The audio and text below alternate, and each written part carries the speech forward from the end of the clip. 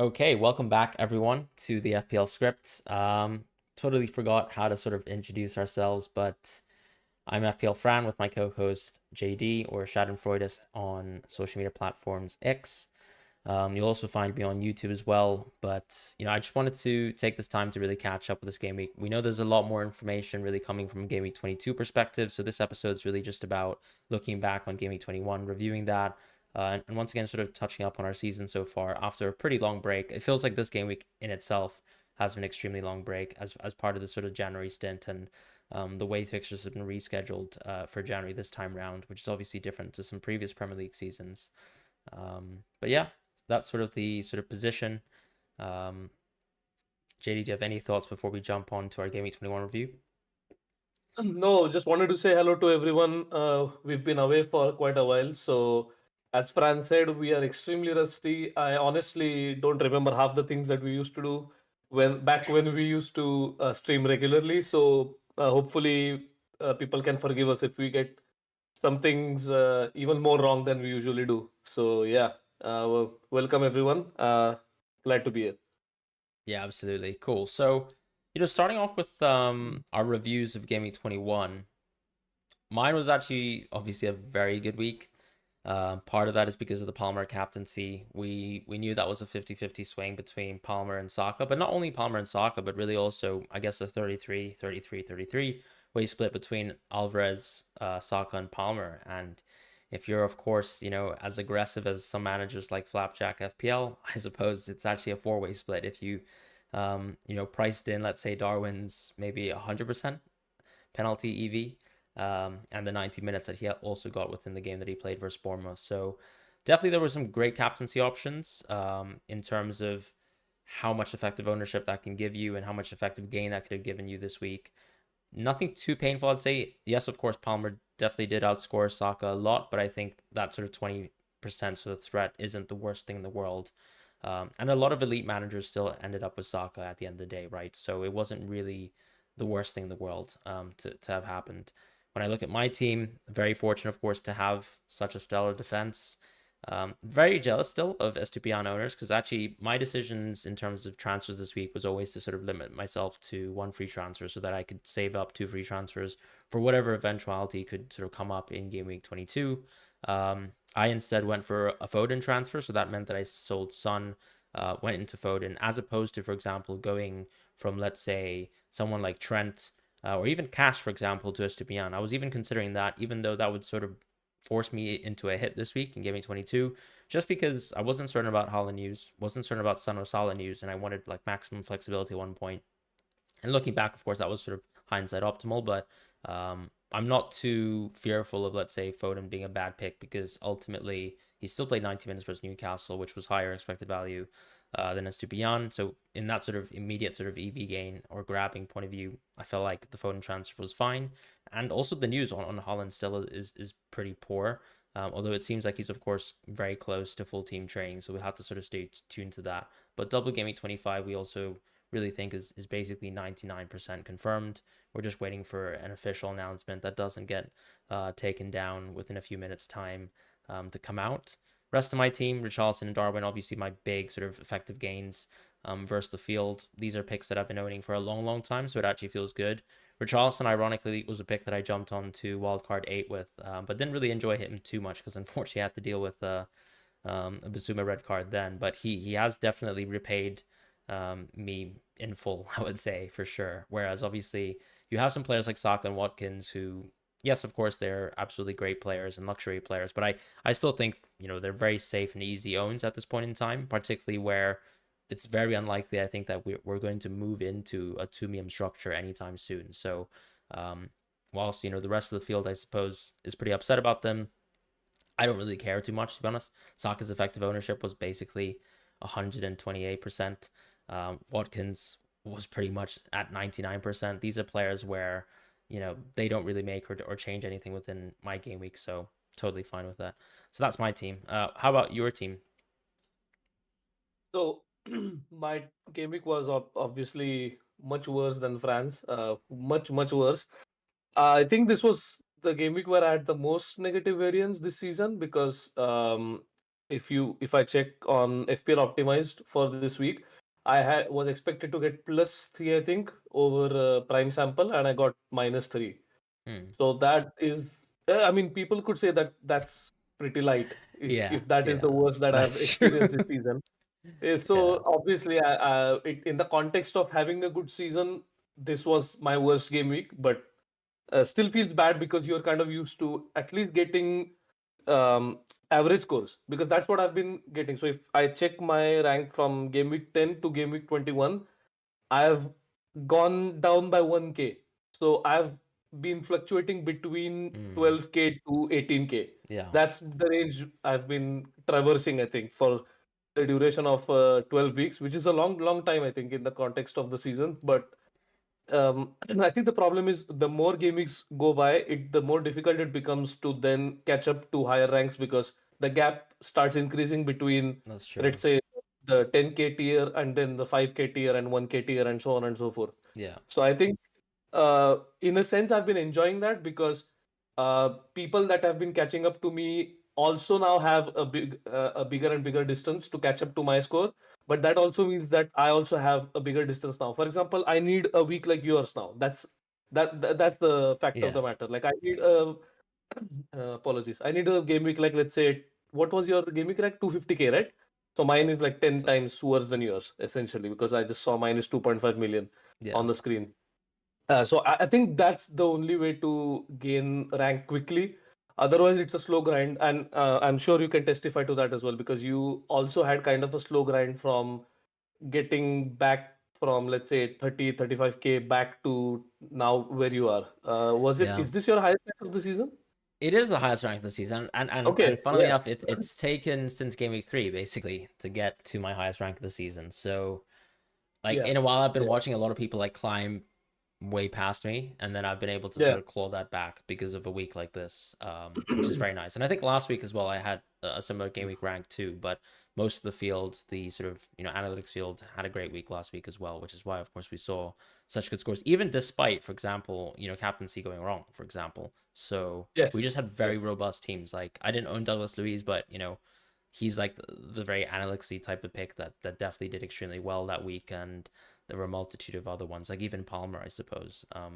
Yeah, Yeah. exactly. A lot of So people, not a lot of people, but a lot of people who owned Douglas Lewis had the decision of whether to bench Palmer or not, and they kind of regretted it instantly, that's true. because Yeah, forgot about that. obviously, it was, in hindsight, it was a bad decision. But for my team, just to quickly go through it, I had Solanke, who blanked, which is, I mean, after his 17 points against Forest, I was kind of happy with him. So it's Yeah, fine. He has good fixtures to come. It's not a big he's deal. such an easy hold. I Yeah, know it exactly. sucks to say it Yeah, because it's like yeah, he's done nothing recently, but like yeah. even when you're watching the games, there's nothing that makes me think like I'm very scared of Hmm. watching Slanky play football. Yeah, And that's like yeah. even in the 0-4 loss, things like that. Like he's getting more than enough chances.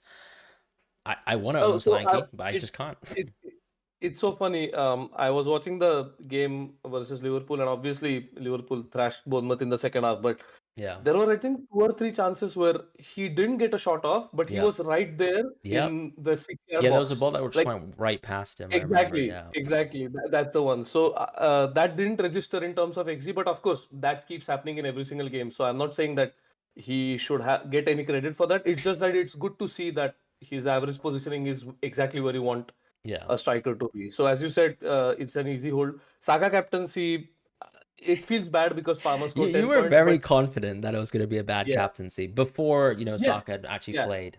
Yeah. yeah.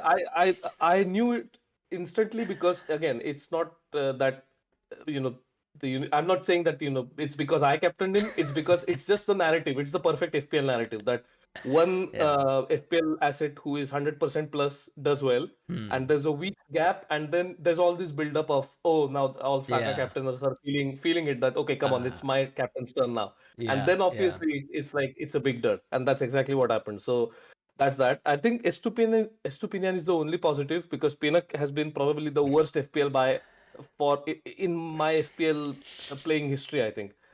So it's been so bad that I was telling Fran before we started streaming that his expected value for the double game week is 2.1 with 90 minutes, which is sounds ludicrous to me, because Yeah.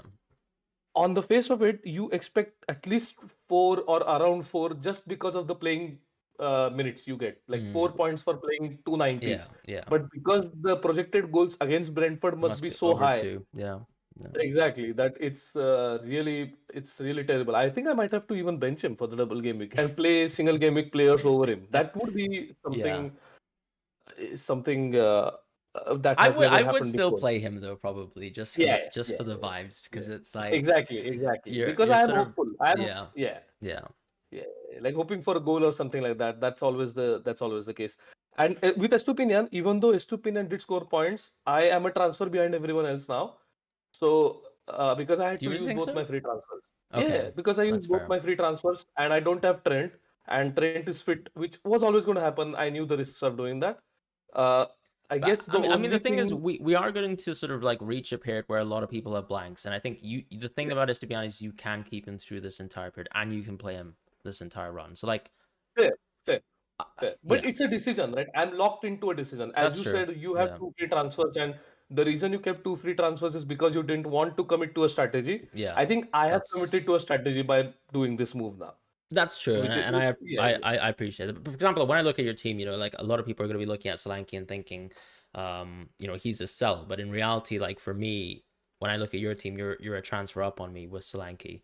yeah, And I look at, for example, like Pinnock, and I think he sort of resembles like what Matty Cash is to me, basically. Someone yeah, who's exactly. just I an was absolute thinking fraud, exactly that. basically Yes, useless. And the problem about Pinnock too is you're forced to play him every time he's got a yes. good home fixture, because you take that chance. But I mean, can we talk about? So I sent you a DM, but this is obviously just between the two of us. I mean, we do really like PSXG. I think we talk about it probably more Yeah. often than anything.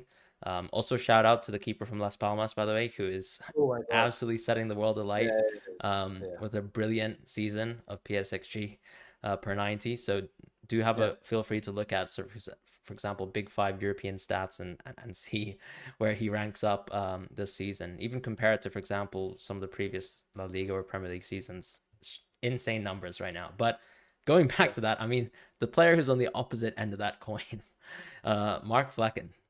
Like, Oh my God. is it a skill issue? Is what I asked you, to own Flecken. Yeah, and as I said, because I own Pinnock, I really am biased, and Yeah, even though I own Pinnock, I want to say yes, just because I had the choice of buying Flecken way back in Game Week 10 right, wildcard, right. and I chose not to, Yeah, just because of his. I mean, 10 weeks PSXG or yeah, 9 weeks PSXG is nothing, because I think he missed a game and Strakosha had to play or something like that. yeah. So that amounts to nothing, but at the same time, I just didn't feel the need to get Flecken, because then you would, as you said, exactly that. You are forced to play that keeper against easier opponents, Yeah. and that's what Flecken owners are experiencing right now. Mm. They have to bench Areola for every single tough fixture, and in the last three fixtures, Areola has returned 8, 10, and 11 points, and they had to play Flecken instead. So, that's the problem when you buy, let's say, like a 4.5 plus goalkeeper. You are forced to play him because the whole point of owning him is to play him whenever you can. But So, it is a bit in criminal though, hindsight, right? yeah, Like yeah, zero yeah, point four eight PS6G per 90.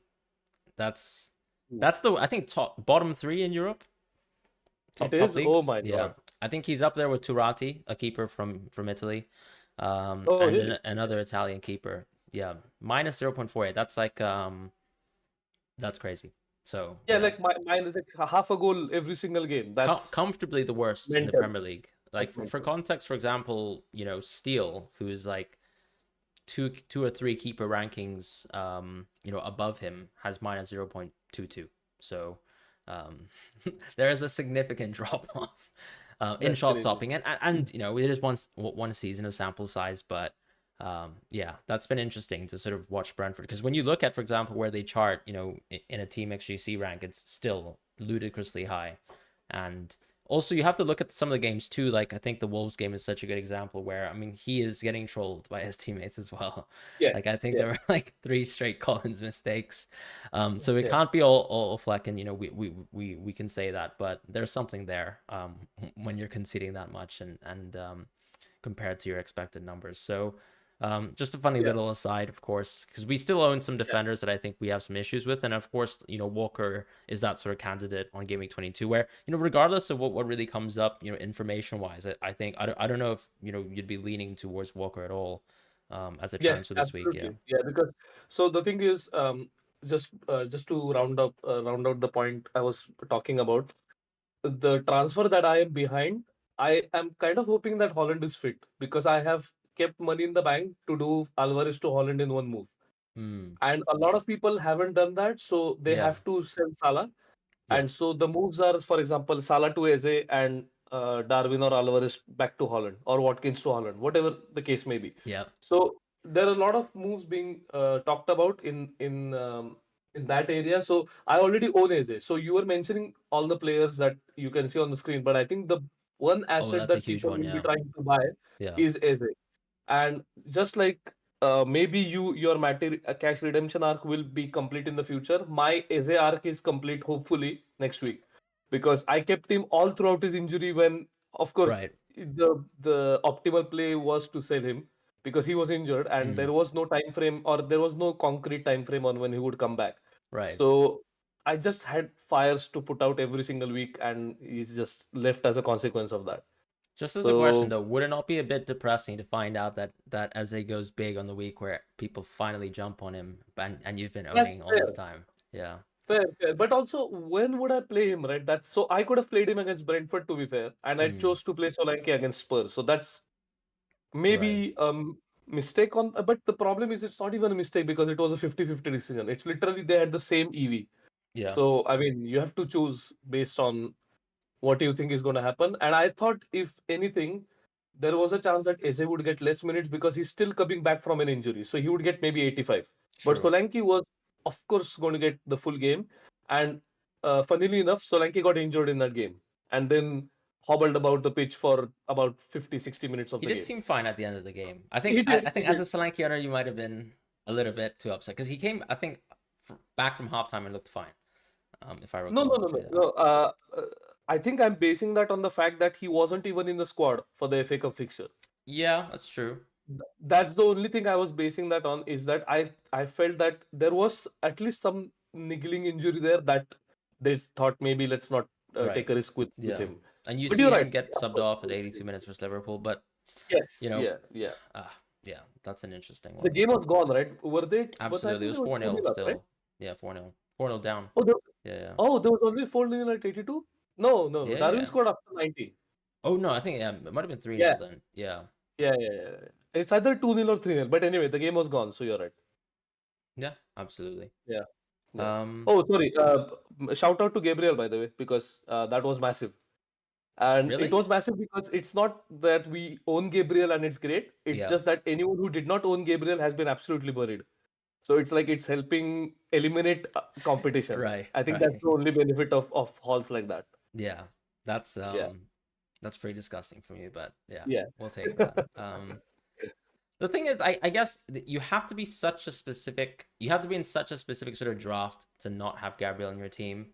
Yeah. Maybe of course you're the type of manager who's owned Saliba all this time and just by sheer unluckiness you've only been sort of keeping one Arsenal because I guess if you own Hmm. Raya, you could own double defense there and maybe technically I think even a couple weeks back before Gabriel's been doing the points, if we're being honest, we'd probably still pick Saliba if we had a blank check, right? So that's been a bit tough, I think, for some people who might just have Saliba. But JD says hold that. No, first of all, he's paraphrasing me, but also the other thing is there are people I know I've seen that own Saka and Odegaard as well. So Oh, yeah. and you've been cribbing about the fact that review is I pushing I Odegaard down couldn't your do it. throat for 2 weeks. Couldn't do it. Couldn't go to Yeah, Odegaard's. I yeah, I don't think I'd be very happy with myself exactly, making that exactly. decision. Yeah.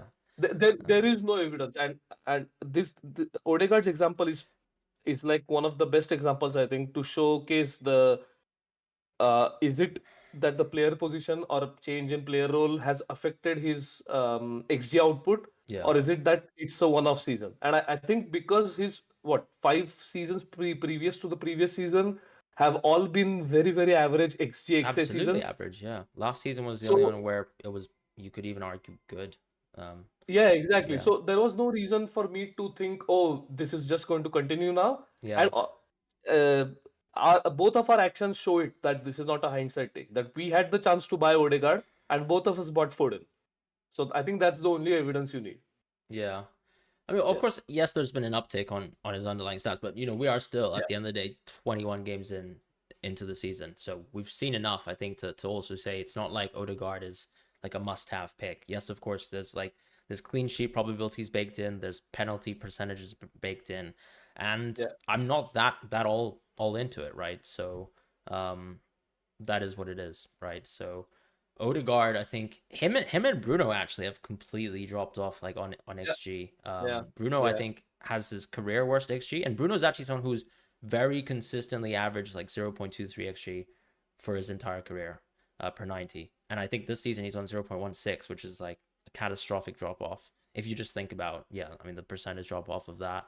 Yeah, Um, it's what do you actually think about that? sorry. Actually, I'm just curious. Yeah, exactly. Yeah, So, as people know that I'm a Bruno zealot, so I really like so am I, try by the to way. think of, yeah, absolutely. So I was thinking about this, and I think this is the first time that he has had such an unstructured role in the team. Yes, yeah. Because if you look at the team under Ole, the team was a disaster, I think, but he was a defined number 10 in that team. Yes, yeah, This season is the worst season like from his perspective, where I've seen him chase every single like random balls down the channel on the right wing, or trying to press by himself, and not a single teammate is trying to press any of the opposition. yeah. So he's basically gassing himself out Mm. at throughout the 90 minutes. It's really weird what's happening to him this season, because you can't just explain this away by saying, "Oh, he's playing badly." Yeah, I There, don't think there is so. No. something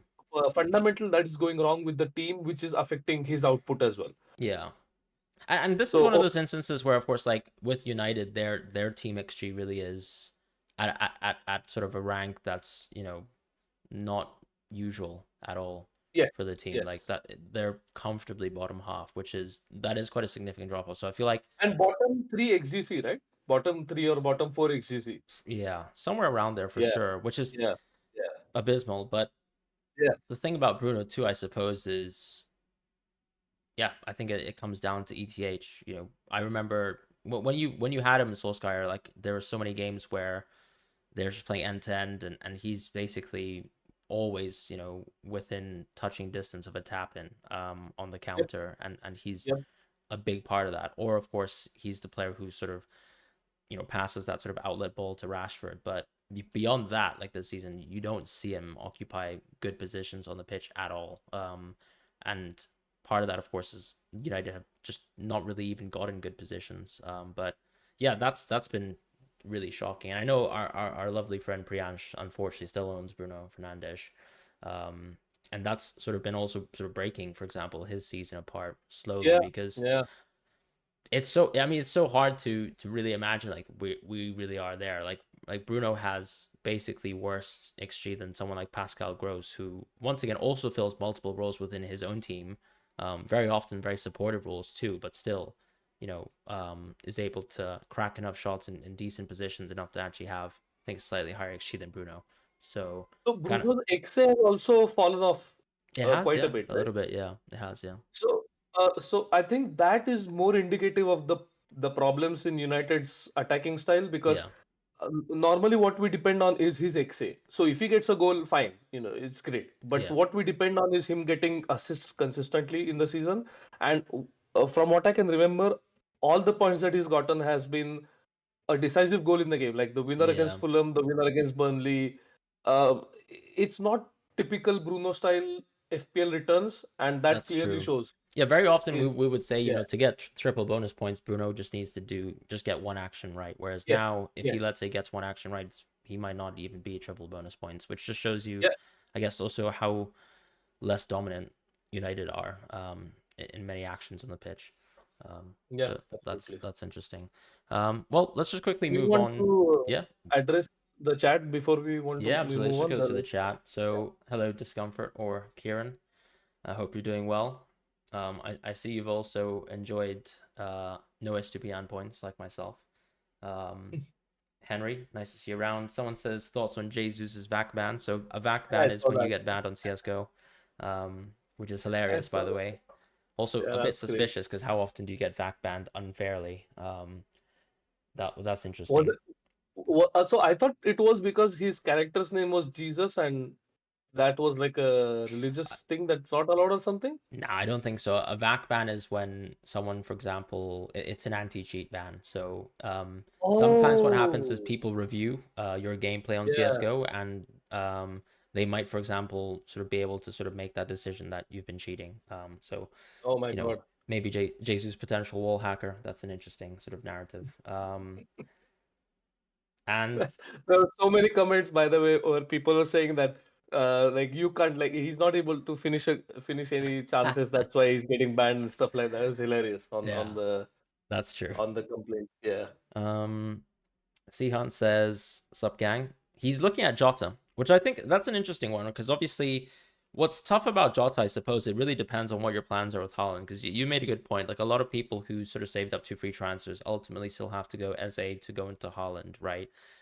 Because, for example, we've been invested into 8 attacking players, but if you're, let's say, in the position where you still own Trent, for example, you can't stretch towards Jota. I know some people can because they sold Trent, Mm, but mm. yeah, that flexibility doesn't exist for a manager who wants to go Jota and Haaland, or you have to take a hit. So yeah, I'm not sure if I want to go Jota personally because I think it just depends on Haaland. If maybe I don't go Haaland at all, and I have some plans around like in the future going without Haaland, then maybe I can consider Jota and just see him as like a bit of a placeholder for Salah. Um, Mm. but that's also booking transfers in advance. And I do have a lot of players, unfortunately, who are more than likely involved in a blank gaming 26. So it's probably not a move that I like because I suppose it throws my team into basically free hit 26 territory without me necessarily needing to do so. I mean, we still have a couple of game weeks until game week 26. I'd prefer to save the free hit for a later double game week personally. So if I can avoid transfers that sort of lead me towards that direction, I'd probably do so. Yeah, absolutely. So we also have Discomfort asking where can I access PSXG info? So I'm just going to put it in the chat. Yeah. So if you go on FBref, you can find it for top 5 leagues. Oh, Plan was awesome. Eze. Now think. Sorry, you said something. Now go for it. Go for it. Yeah, sorry. So C Hunt says plan was Eze. Now thinking him instead. So uh, we've talked about this off air. So I'm just going to reiterate the same thing. I don't think I'm considering Jota anytime soon, unless one of Diaz, Gakpo, Darwin gets injured. Because I still think, even though similar to Richarlison, no, it's not similar to Richarlison actually. Richarlison is much more secure in terms of his minutes. But what I feel is, if you already own him, fair play. You're just going to play him every single week. Yeah. But if you don't own him, I feel like Foden or Eze are much more important to buy compared to someone like him. So, for example, in my midfield, I would have to do Salah to Jota in order to go to Jota. That's the only place left in my midfield. But I would rather prefer maybe bringing Trent back in. So, I'm trying to think of free transfers all the way up to the double game week. So, up and until double game week 25, I want to keep 2 free transfers for as many weeks as I can leading up to the double game week itself. So, if you already have 2 free transfers, maybe you can look into that. But I just don't see how you can prioritize him over Foden, over Eze. Uh, I'm trying to think of if there is someone else who would be more pertinent. I was going to say Bruno Fernandes, but we just spent 10 minutes talking about how it's not reasonable now to buy him. So Yeah. I'm not going to say him. I think generally as well Um, in the midfield, if you can hold and sort of wait transfer wise, you can always wait for Huang to come back from international duty. yes. Because he's such Right. an Yes. amazing Okay. pick as well. Yeah. But yeah, Yeah. it's I think there's a lot of options still. Like for example, I wouldn't fault someone for going gross at this moment in time, even though you sort of Yeah. passed up on the Wolves game. But it just shows you. I think our plans are still very much catered towards what is going on with Holland and Salah respectively, and what are your plans around, um, Game Week 25 for in specific, right? Because that's such a good triple captaincy opportunity. You probably still There's want to go some. one VM. There's actually something else that could scupper all the plans, which is if South Korea play Japan Yeah, in the first knockout round of the Asia Cup, which I don't know if it's. still going to happen. I think it's the likeliest scenario, but I don't know if it's still set in stone or not. But if that happens and South Korea get knocked out by Japan, I think South Korea would still be heavy favorites. But just in case that happens, Son then suddenly becomes a consideration for a short duration, but then he blanks again. So it's really a situation where you want to save up as many free transfers as you can. I think that's the Right. only thing that I'm trying to make sure moving forward. But I understand the appeal is if he's going to keep playing and starting every single game. Okay, so he's saying I wildcarded in 20. Yeah, fair. That was going to be the other uh, kind of caveat because Yeah. you are actually in a luxurious position because you already own Walker, you already own Estupinian. Yep. Sorry. Yeah, I yeah, don't know no what's worries. going on with the Discord today. Should still be Yeah. fine. Yep. Yeah, it's still fine. So yeah, exactly. So Jota can go to Wang in 26. So if people have a lot of disposable transfers in a sense because they already own all the players that people are trying to buy, of course it makes sense to go for Jota. But I think there's uh, there's a very what do I say very less minority I would say. Even in minority terms, it's very few people who are going to be in that luxurious position. So if you are in that position, fair play. Um, Henry says there must be people out there who started the season with Gabriel, didn't hear the benching league, then went to Saliba and didn't get his 17 point. I was thinking Yeah, exactly which the is same, very, by the way, very when that possible. happened. Yeah, That's very exactly. possible. And, you know, us two could have also been in that situation very easily, right? Because we heard the Saliba news on time, switched it then. But if we hadn't, we would have both owned Gabriel Yeah. because we had him in our game week one team. And then who knows, maybe later down the line that leads to some, uh, different decisions, and somehow we end up with a team with Raya and Saliba or Yeah. Raya and Zinchenko. So yeah, it's really unlucky. Yeah. Makes sense. Oh, what's going on with Discord? Have you dropped off? I think we've lost JD right now. It's a shame. Um, but yeah, I mean, you're saying, do you think the meta will be two Liverpool in 25? I mean, no, because you can always go double Liverpool defense, right? And defenders are a little bit easier to bench, I suppose. Um, you can always go Allison too, Oh, which is not a sorry, bad I idea. I don't know. Discord Yeah, no shut problem. down on me. You Yeah, disconnected for a moment. yeah. But I mean, some interesting questions in terms of whether we just double up on Liverpool if double give me 25 happens. I suppose that's the assumption as well, right? Which is Hmm. not set in stone yet. But I was just answering that actually. If you go, through defenders, let's say like two defense, or through Allison, you can always shield triple Liverpool from being so bad, I suppose, outcome wise for your team in Game 26. Um, because let's say you Allison, you have Dubravka, for example, very likely you still have a keeper on Game 26. Things like that. You could do that. Yeah, yeah, yeah. Alternatively, I think, yeah, my issue, of course, is I've got Richarlison in my team, right? And some people will be moving to Richarlison, but I also think he's such a short-term punt. Like, he occupies what a Jota sort of like position is on my team. Hmm. Otherwise, I have like three blanking mids potentially, which is just horrendous. Although maybe I should actually look at what the benefit is of let's say going Jota, um, and then even going towards Salah, and then actually just free hitting on 26, right? Because if let's say Haaland still isn't fit for game week, for the next game week, game week 22 in terms of starting versus Burnley, I could always just invest into a strategy like that, and knowing that I actually have Chelsea players and I'm still confident in them, and for example, I'd still be confident, for example, in let's say Jota, um, in the short term, it could work out. I could probably spend some time to look into that, but of course, it'll just depend on whether we get later news, and that's probably something we'll reserve for next week's episode. Well, not next week's Yeah, episode, yeah. but our next episode, where we have So the chance to sort of one react to question, information. leading to this before we move on, because we also have some stuff scheduled regarding our season review catch up. Yeah, So if you let's say find out that Darwin is out, sorry, not Darwin, Holland is out for next game week, or let's yeah, say for the subsequent couple of game weeks, would you recommend people to buy Darwin? Because then we kind of have a forward spot to use, right? So how would that change your position on Darwin? Because you already own him, so it's kind of interesting. yeah. Are we saying like? Right. I guess it just depends on Alvarez. So it also depends on, let's say, what we think will happen to Holland in general. Like, is he not coming back to the team? Is he going to play like minutes here and there, or is he Mm. coming back and he's going to be fully fit? Yeah, I think so. So for me, it's when I look at my team, like I think Watkins, he's a luxury transfer, so I'm not going to spend time thinking about him. Um, but maybe I can also. It also comes down to Slanky as well. So that Man City forward spot, I suppose it really just depends on whether you want to keep that spot within your team. Because as long as Mm. Alvarez seems like he can get good minutes, you almost have to save a spot for him. So when I look at your team, like would I go Darwin? Potentially not. Maybe through Watkins. I guess Watkins would have to be expendable in Yeah. that situation. But yeah, obviously if it seems like Alvarez's minutes is dicey and he's going to share them with Holland for whatever reason, then we're probably going to have to go through Alvarez. But ultimately, I think we're still going to keep a Man City forward spot. So maybe, yeah, as I said, Watkins is the most expendable.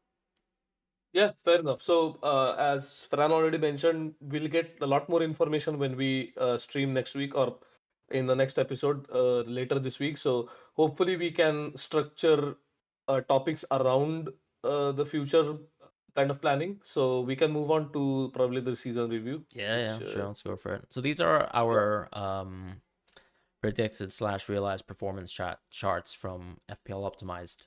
Um, and the beauty of these charts is you can obviously see that we've had positive variance, but at the same time, I'd also say it might not be fully reflective of the sort of skill that we might have displayed this season because ultimately this is based on pre-deadline minutes, which means obviously, for example, like for myself this week, I got 90 minutes from Darwin, so that's something that wouldn't really be reflected in terms of my variance being accurately judged in for yourself. Very similar situations as well. So what do you think about your chart so far? Maybe let's go through yours. Yeah, so as you can see, there was kind of a plateauing of positive variance after a bit, Yeah, and not even plateauing. I would say that it's in a sense it's it's negative because negative obviously variance. you're gaining more Exactly. points I'm versus gaining the more on prime sample. expected versus the actual point. So you're right, absolutely. Yeah, So that is actually indicative of how I've been feeling, as I said, for let's say 10, 12 game weeks, because I've just been moving between 12 and 18K, and that kind of shows in this chart. And because the upper part of the chart is the descriptive bit, that makes sense. And good to see that expected value is sort of catching up, but also I wish it were catching up when my realized points are also moving upwards and not because the realized points are now plateauing, because that's what has been happening for exactly. the Yeah, majority of the season. So yeah, yours looks much better, I guess. So let's talk about your. I think the last 2 weeks are primarily responsible. If I is it the last week? Yeah, I think it's absolutely. just Yeah, game yeah. 21. I Yeah, think just honestly just this week because yeah, because yeah, as we said, like a lot of these weeks, from an analytics point of view, I think we've seen a huge surge in terms of rank, right? And so you're yeah, seeing a lot of people talk about the analytics league in general being the most competitive mini league, like public mini league in the world, and it makes sense that us two sort of analytically minded players are gaining a lot versus the prime sample, but then also sort of having because even when you get that, you don't necessarily need amazing positive variance to still beat the field, right? As long as you actually yeah, have a team that's going to overperform from an expectation point of view, that's fine technically. So I've been fortunate that this week I got both effectively, which is yeah. nice. And it's interesting too because obviously I basically made zero gains seemingly until Game Week 8 wildcard, so that's where my season properly got started. Um, and that's always an interesting sort of thing. But I obviously started off really hot in Game Week 3. That's where I sort of immediately jumped up with variance, then continued with Alvarez. But it's been like um, pretty sort of up and down, as you can see within my charts, even though, let's say, steadily I've been gaining EV and sort of, I think, leading my squad towards the general direction that's good. Keep in mind, of course, I still have cash in my team and still I've been able to grab EV. So, you don't necessarily need 15 players, I suppose. 14 will do. But yeah, I mean, that's sort of been my season so far. And yeah, just a lot of luck last week, I suppose. And a nice captaincy swing, which you probably haven't enjoyed much of the season. So if we look Yeah, at I the think captaincy has been, yeah, absolutely. If you can go to the next graph, I Yeah. think Well, that's the a next very, draft is actually yeah. my point distribution per event type. But it'll probably be a little bit different to yours, and we can look at yours in a moment. In general, obviously, I don't probably have the greatest minutes on average. Like it's around 84, which isn't lovely. I do think that a lot of them are sort of impacted by red cards within the season. I only had one red card within my actual team, which was Gusto. But I can remember, for example, Richarlison being subbed off for Basum because of Basuma's mistake. Julian Alvarez being subbed off because of Rodri's mistake. As instances where I've definitely lost minutes, to my understanding, unfairly. And then you obviously have some injuries, like for example, Haaland versus Bournemouth, which I think a lot of us enjoyed. And to be fair, if I was looking back at my minutes recently and I had to reflect on skill, I think like Colwell for me has been absolutely terrible. Because there's been many instances where he's been an early sub, and I think Poch has shown, even ultimately with his squad where he has like 6 to 7 deep defenders and not much right back depth, that Colwell is someone who can be subbed off early. So if I had to look at mistakes, I'd probably say I'd look at that. Otherwise, I don't think there's anything crazily interesting about my season so far. I probably have been neglectful of choosing good goalkeepers, or at least good goalkeepers from good defensive teams. So not surprised that my goals conceded is still rather high. I've been sort of investing into players like Areola and Turner and sort of saving money to sort of afford slightly more robust structures, not robust structures, but actually more um, static and rigid structures actually instead. So it sort of forced me into the sort of territory where I have to sort of get Dubravka, and I've been owning keepers who've been very cheap, but we've also been blessed by things like Dubravka as well. Ultimately, access to Newcastle goalkeeper, regardless of how bad they are, has been sort of very nice, and a bit of an advantage for people who've sort of chosen to spend that money on Allison and Ederson for much more sort of lucrative prices. Other than that, maybe if we just compared quickly towards yours, you've got much better minutes than Yeah, me, 85 minutes on yeah, average, but no red cards. And I think I also have one extra own goal, which was just Matty Cash once again, one of my favorite players, of course. Um, yeah. but how do you feel about your season from just looking at your Yeah, point so distribution? as you said, most of the things here are descriptive, and we really can't deep dive into any of that because these just events. I think minutes are the most important thing that I use out of this Absolutely. because even though it is after the fact, it helps me understand a trend of if my minutes on average are going up or down. Yeah. Of course, it takes a lot of time for the accrued minutes to sort of reflect. So if let's say I'm making bad choices in game week 21, 22, I won't understand till game week 30 because it takes some time for the average to go down by a significant margin. So there's that. But overall, I think minutes are okay. I would have loved for them to be higher because I think last season I had higher minutes per player on Yeah. average. I feel we have injuries this So season that have been yes, more impactful from FPL, not necessarily from yeah, a yeah, sports science point of view, but just, yeah, the reality of Holland injuries and things exactly. like Like that. the Holland captaincy basically twice, so you basically got two Exactly. times Yeah. nerfed on minutes there. Plus, Estupinian also contributed this week Yeah. because he got subbed pretty early in the game. Just I mean, 10 minutes after the 60-minute mark, so that's good. Uh, Apart from that, I'm trying to think. We were talking off air, and you mentioned Alvarez. I also was a recipient of that when Rodri got red carded. I Alvarez think you got were subbed. unfortunate with Eze once as Yeah. well. Eze Yeah. as well. Eze as well. I think one of those was a risk that I took willingly, which was Hmm. the game that so he was subbed on for 9 minutes, like when he came back from injury, and then there was the game where I did not know if he was going to start or not, so I took a risk, and he was benched. He came on for 20 minutes, did not score, gave 1 point, but that severely impacted my season. I think in terms of MD. So when hopefully review MD comes out in 8 days Right. or 7 days, that is going to show that my EV has been not that great this season. So Okay. let's see where we are with that. I think you're pretty safe on minutes. If I was actually looking back at mine and thinking about why there's such a gulf, I think also owning Darwin has been part of that too. Because sometimes when you knowingly like invest into a player who doesn't necessarily need to play 90 minutes to sort of be a sort of positive EV transfer, hindsight or foresight wise. I think that's something that you can look at as well, and just be cognizant that, I'm investing to a player that is still good. Let's say if he just plays 80 minutes a game, and that's fine, right? I would obviously have my average minutes lower, but if you're, for example, able to secure, let's say, Darwin on average for 80 minutes a game, or Richarlison, for example, is another good example of a player like that, where you can see his MD when he just plays at least 75, 80 minutes is already very, very high, for a Yeah, player of that sort of price yeah, point. So if you're investing into players like that, then I think it also, you can be a bit more lenient with yourself in terms of minutes, as long as they're getting starts and actually playing, at least 65, 70 minutes. But obviously, if you're starting to own a player and he's getting benched here and there and very capable, for example, of being subbed off early, then that's a different sort of situation. So I think part of that, of course, is just you need to look back at decisions. And as you said, for example, one of the Eze weeks could have been a mistake. One could have just been taking a risk where you had a bad player anyways. And sometimes those risks are worth taking. So, but yeah, that's an interesting thought. Let's move on yeah, quickly towards the exactly. next graphic. So this is sort of where I was intonating with the captaincies, but we all know you've had a pretty bad season captaincy wise. Because I think I remember being in a group chat with you and everyone was sharing their captaincy scores, and you seemingly had the lowest captaincy score by a fair margin.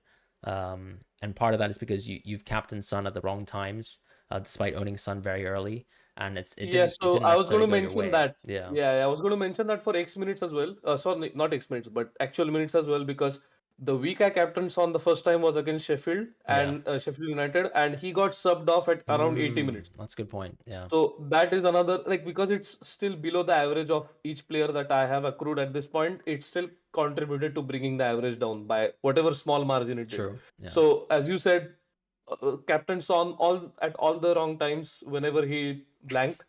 Captain Salah most of the wrong times whenever he's blanked, I yeah. think. Captain Alvarez when he just got a goal and then Salah absolutely hauled even though he missed a penalty. So it's actually been really bad this season in terms of captaincy. But as I told you, being 16K OR and having really bad captaincies just means that the process is maybe not bad, but if I could get even more lucky than I have been already, that would help certainly. Yes. Yeah. Yeah, it's Yeah. interesting that you have so many clean sheets. I remember you got a clean sheet versus Man City with Gabriel.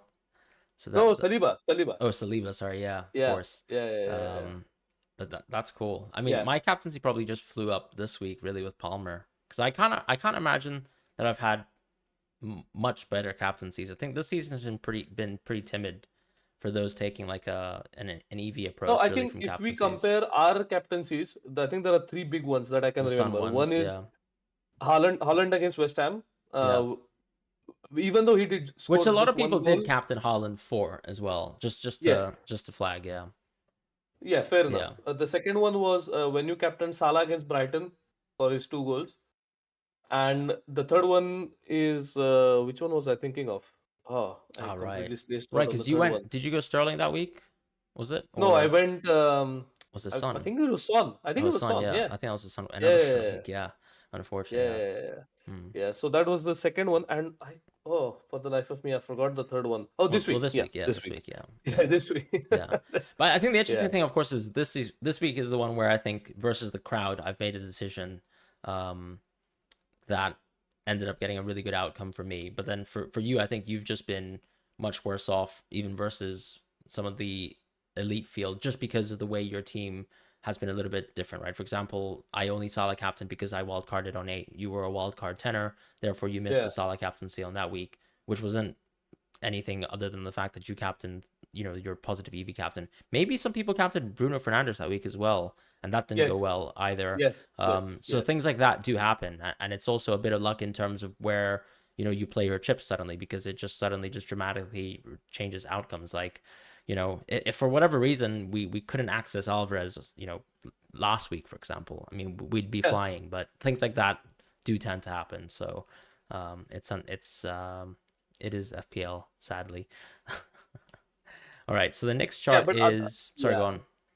No, I was going to say other than that, most of the other parts of the graph are kind of similar, so Yeah, nothing much to talk about. So yeah, please go ahead. relative gain. So this is my team.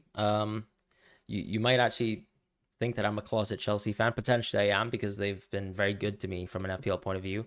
I have Colwell here. I've got Palmer as well, recently after the captaincy. Gusto on the bench, and Sterling, who I literally probably only enjoyed one true good game week for, but it was an absolutely amazing game week to own him for. Just because the effective ownership that week I think was sub 5%, which was amazing when you own a brace like that. But I look at people who get Martinelli and I realize that wow, you can just get the job done within basically 20 minutes of football. So no, I'm kidding, but Sterling. So Sterling's been nice. Looking back at Diaby, I think we've already talked about Diaby and Mbumo. Such a mistake for myself, and I'll happily sort of put my hands up that's been a genuine mistake for me this season from a decision making Yeah, point of same, view. same, same. Just too much ego and not enough respect to models because there wasn't a single model that basically told me it was a good decision to drop Mbumo on a wild card. Yeah, Certainly, yeah, certainly to same. maybe consider both, but definitely not to drop Mbumo. So that's my fault. Oh, that's where we lost X minutes. That's why we lost actual minutes as Oh, well that's because true. Mbomo was Absolutely. churning 90s, and Diaby, even though Diaby got 13 points against Luton, Yeah. he was subbed off, I think, earlier for Absolutely. the Yeah, you're couple of right. games. I think Yeah, Diaby is probably actually still my worst mistake this season as a singular yeah, same, transfer. I same, mean, like I can say same. Cash, but I think that's very hindsighty. Yeah. But Diaby for sure wasn't even foresight optimal. Like, sorry, wasn't even hindsight optimal, and I just decided that I thought I could see the future, and very clearly I couldn't. Um, and when I look at my team, I think Porro, if I have to be honest, like I was very fortunate with Wildcard 8 where I went into Porro. I think that was obviously a decision that a lot of people made because I had probably a little bit more money than some of the other managers. So I had the chance to go Porro, and I thought there was actually a genuine upside to going Porro. But I think that Madison injury really has been the huge difference between Porro being as good as he is versus like, someone like Udogi who even though he's active in open play, we've seen Udogi score a goal, for example, like literally within tap and distance. But Porro, I think, has effectively maybe 3 or 4 assists from set pieces, which he Yeah, would definitely not have yeah. access to with Madison. And it'll be interesting to see what happens when Madison comes back because Porro has been so good from some of the corners and from some of those sort of short distance free kicks that it would be interesting to see if they kind of share them.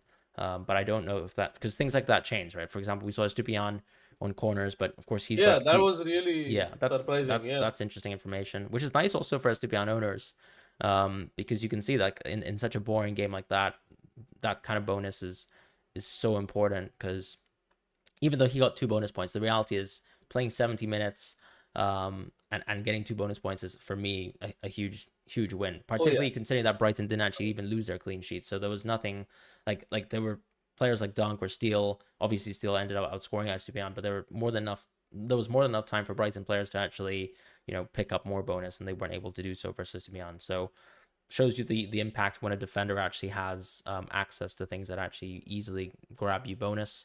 When I look back at the rest of my team, I think Darwin. I've owned him for an extremely long time, so I feel like it doesn't even feel like a particular win. Oddly though, I think players like Luca and as I said, Critic, they own Darwin before me, and I think they no longer own Darwin potentially. So They I, don't. I, I They feel don't. very Yeah. bad for them that they haven't been able to celebrate a double digit sort of haul from Darwin. That feels very fortunate, but it also feels like a little bit of redemption for me getting absolutely wrecked by Slanky a couple of weeks back, when he ruined my Christmas. So that's that. And Watkins, considering how long I've owned him, considering that I've captained him as well, him being on the bench just shows you like he's been so boring, and Saka as well. I mean, Yeah. he's nowhere to Yeah. be found. So, um, basically, we have to just wait until Saka and Watkins get mass sold before we can actually enjoy them. And I sort of eagerly await for that day and for that game week to come, and hopefully that will give us some relative gains in the future. What about your team? Yeah. So one thing to discuss is when we did the season review last time around, a point that Fran brought up is that his team didn't look particularly different from when we did the first season review, which was I Mm, think yeah, game week 8 or something. exactly. Yeah, And that is kind of an indication, not necessarily true every single time, but it is an indication of if not a lot of players have changed in your team, it means that whatever players you have brought in and they haven't haven't done done the really business. much Yeah, for you. yeah, So that is the case for my team this time yeah. around because my team is the starting 11 is exactly the same what it was I think 10 weeks back. So that is helped by the That's fact that crazy. Alvarez has been the number 9 for Man City and has played every single game. So that was kind of a bonus. So he managed to stay there. But I think Fernandes, Mbumo, Sterling, Trippier, Maguire, Saliba, and Onana being there is absolutely wild because I haven't owned any of them since Wildcard 10.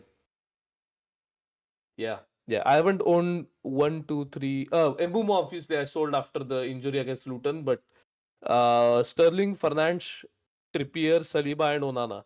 No, Trippier, I think I sold 1 or 2 weeks later, but on the whole, it's been a lot of game weeks since I've sold all of them, and they're still very much on the starting 11. So maybe a little bit concerning. Solanke being 6.2 is just criminal because, as you asked me about Eze and people owning the player when you have already owned him for a long time, there's a similar thing happened before Nottingham Forest. I don't know what prompted a lot of people to suddenly buy Solanke I think because I didn't think Forest was. The Holland injury really. Yeah, Maybe. yeah, Yeah, fair, fair. But I mean, that was kind of um, the worst possible outcome, I think, in terms of people owning Solanke. And of course, you got further punished because of that. Because, if he had yeah. been a differential, I would have enjoyed his points and you would not have been punished as much. And it would have been an even bigger win for both of us. I mean, not a win for you, but not, big of a loss for you. So, in terms of that, yeah, I just need to hope for other players to show up in this now. And I think Estupinian could show up in this if he stays fit, because I think the fixtures are fantastic. So yeah, hoping Foden, Estupinian start showing up in this. Yeah. Well, I'm with you with Foden, but not so much with Yeah. STPN. We'll see, of course. Maybe there's a chance that I actually transfer him, but I find it Oh, hard. sorry. Before we close up for today, I was searching for this graphic. You mentioned analytics in terms of performances and how the season had started off kind of rough for analytics in general. Yeah. And I was looking at, I was trying to find F underscore analytics Yep. weekly graph where he publishes the performance of Elite 1K. And the rank this season, average rank of Elite 1K compared to last season is actually half. So 2023-24 game week 20 rank is average rank is 155k, and last season it was 308k, and Wow. Elite 1K finished at 53k Yeah. from 308k. So if it is already at 155k, I am not saying that it's going to happen in the same way, but you can see a similar progression happening in terms of uh, sort of convergence of all like-minded managers as we approach maybe double game weeks and so on and so forth. I think we But it's can expect interesting. that though, Yeah. right? Because at the end of the day, I feel like we started the season off saying that there's not going to be a lot of there's not going to be a lot of double game weeks, that they're not going to be Yeah. so Yeah. erratic, but actually we've just gone straight back into that. We've got random suspensions that will create some doubles, and inevitably, for example, yeah, I just can't see us losing ground from a median point of view, at least in terms of rank. Like it's the only way up is here. Like for example, as someone who wasn't deeply into analytics a few years ago, I always found this to be the hardest part of the season, anecdotally. Like it's Yeah. very hard Yeah. to plan for without models and solvers, and the models and solvers also make it so clear for you, how you're going to lose out versus the rest of the field if you're not planning ahead and thinking about, fixture probabilities and things like that. The interesting thing, of course, is going to be, when we get information, right? Because a lot of us managers now maybe might be holding more transfers, or like you, for example, are holding money in the bank so that you can actually sort of, be flexible in a certain way. But if the information comes too late, then maybe, of course, our ability to plan is going to be a little bit more hamstrung. But it just means that we, instead of, let's say, prioritizing short-term transfers within this sort of single to double gaming period, we get to hopefully, have some reasonably sort of well thought out chip strategy as well. And that's also very useful too. Like being able to just see, what your team would really look like 12 game weeks at a time, knowing that you're going to play a free hit, for example.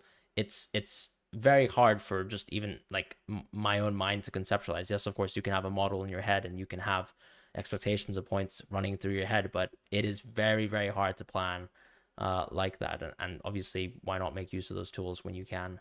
Um, Interesting questions in chat. We should probably jump into them. I think Sian is asking about mistakes this season. I'll go first. Yeah. We, I think as you you said in answered it, chat, right? Diaby Yeah. for both of us. Yeah. Um, I think for me in terms of wildcard 8, maybe I was I think I was too aggressive with investing into Colwill, because that was a yeah, I think maybe I didn't actually know that Colwell was going to have such a fragile spot in the team. But I was very confident in his minutes. But that was almost 6 to 7 game weeks before he was actually useful for me. So I knew that eventually, with the sort of 5 defenders that I had, that I could afford to have 4 defenders, with Matty Cash having a lot of good fixtures in the short term. And then eventually Colwell would carry my team from an EV point of view. But I think looking back, investing into a player who's going to only be useful for me like 7 to 8 game weeks down the line was definitely a little bit too much of, looking maybe into forward projections, and just thinking that people's expenses are absolutely safe. And who knows, maybe Chilwell could have, for example, came back earlier. So when I think about things like that, that does scare me about thinking about that. Although I don't think I've been hurt too much. For example, this week I still benefited from a Colwell clean sheet. Other decisions I've made that I don't like, I can't quite remember, but I'll probably actually have a look at my team game week to game week, so I can sort of remind myself of decisions that I'm not so happy with. So he also Hunt also says there were 1 million wildcards last week. Yeah, I saw that, but also that didn't. I mean, I Yeah. didn't think that mattered too much What because I think those what players are rank? already Right. Yeah. way behind us in any case. So, but yeah, it's always good to see the field making suboptimal decisions. Um, I will say one great thing that I want to recommend people, because I am one of the biggest proponents of bench wankery there is. I know there is like Sam from what's their report? Sports Science, so FPL Sports Science. FPL Sports Science, Analytic FPL, or Simon, I think are also big proponents of the concept. I think one of the biggest things that I found out this week was that whatever I was thinking in terms of, oh, that 17 point from Gabriel is going to bring me up, didn't actually happen. So that is one thing that you should be ready for, is that whatever you think is going to happen in terms of auto subs is not necessarily the outcome you get. So you could actually be left with a feeling of disappointment, rather than if you just played them from the beginning, you would not have this situation arise in the first place. So that is one thing one word of caution that I would give in terms of in benching players and starting non-starters or non players. That's fair. I think I've just been looking back at my season, and I think, yeah, it's Diaby, and then also maybe when I'm crafting a wild card. I am sort of like this as well. I like to be very cute with my wild cards. I do think that you've got room for a punt. So for example, when I went with Charles on Gaming Kate, I still don't regret it personally. I don't think it was the wrong decision. It was the wrong decision, from a foresight point of view, but um, I like sort of booking in a punt. Also, just because I know from an analytics point of view, like my wild cards will have 15 players, probably 14. I definitely had 15 players. So compared to other people who went Taylor, for example, I've carried 5 players the whole time. Arguably now it's 14 because Matty Cash isn't a serious FPL asset. Um, but looking back, yeah, I like booking in a punt. Although you could also argue, actually, Richarlison was always going to be a forced transfer, because when I think back, Madison, a lot of people want Madison, and they knew Madison was a placeholder for Saka. So no complaints about that. I think we all booked in a transfer there.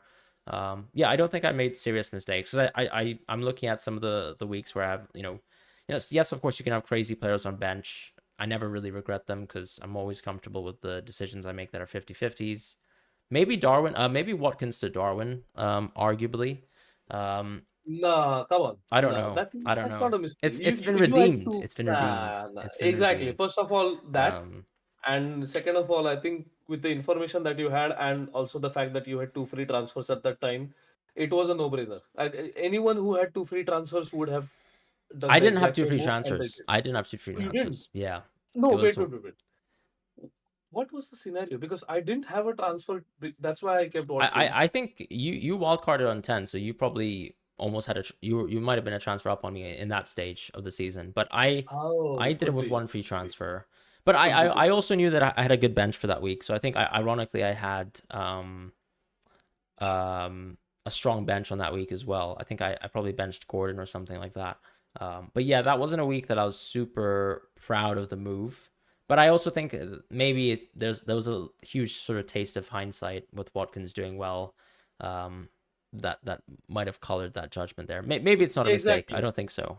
Exactly. I think Yeah, Diaby, as you said, for me, Diaby is definitely the one mistake because yeah. we had intense discussions in Actually, going back Wildcard on that, group I think chats. Darwin actually had really poor minutes over the next 2 3 game weeks. So I think I have to say it wasn't the best decision. So I'd call it like a half Oh mistake. yeah, fair. Yeah. Okay, fair. So But so it's basically actually what? paid Yeah, yeah, out long term, which is like one of those things where even from an analytics point of view, like I think we can always admit that sometimes a transfer just turns out a lot better than you imagined. yeah, yeah, yeah. Yeah. Because And I've it's been not sort of captured by positive variance yeah. anywhere because Salah being injured for a month has But no and bearing yeah, now I know. I also on. knew that Salah would be at Afcon, right? So Yes, it's been a yes. transfer that sort of was pre-booking a Liverpool attacker. So I guess I've been paid handsomely for it. But Yeah. yeah, so maybe that's not a mistake. Yeah, yeah. I Maybe don't think not it is. selling And cash for a hit, for Virgil van Dijk's header. No, I'm just kidding. I'm making a joke there because I think Jack did that and it worked out really well. yeah, And I'm salty about that still. But shout out Jack if he gets to watch this episode yeah. back. I think Diaby for me is the worst because clearly we had a discussion in Wildcard group chats, and I was adamant that his fixtures were really bad because he had Chelsea and then Arsenal, I think, and then the good Mbumo, fixtures right? started. Yeah, yeah, he did have Mbeumo. those. Yeah, and of course he just And destroys Chelsea. Yeah. yeah, he destroyed Chelsea. Fortunately, Diaby matched him that week, Yes. but that meant that we both of us wasted one free transfer for no reason because everyone owned Mbumo. Everyone got all the price rises out of him. We did not get a single price rise out of Diaby. Yep. So all in all, it was just everything about that move was just bad.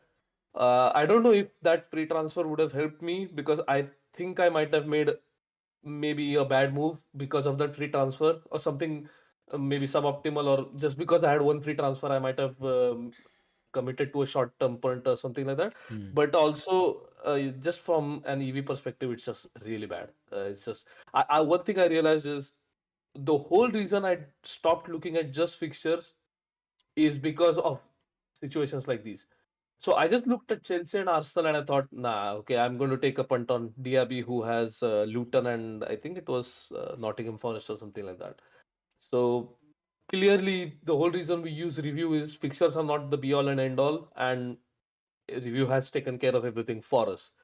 Yes. Yeah. So we can look at odds. I'm not opposed to looking at odds, I and love we odds. Yeah. always, yeah, Yeah. exactly, we always talk about how odds are different from reviews MD values, and we try to make have a balanced output the take on that. But in this case, is clearly a really bad move in foresight, hindsight, every single Yeah, every single outcome angle. for me as well, because yeah, I definitely did not enjoy the Yeah, you did not even get the Burnley haul that nope. I got, so that was even worse, I think. Yeah, yeah, that was tough. Yeah, yeah.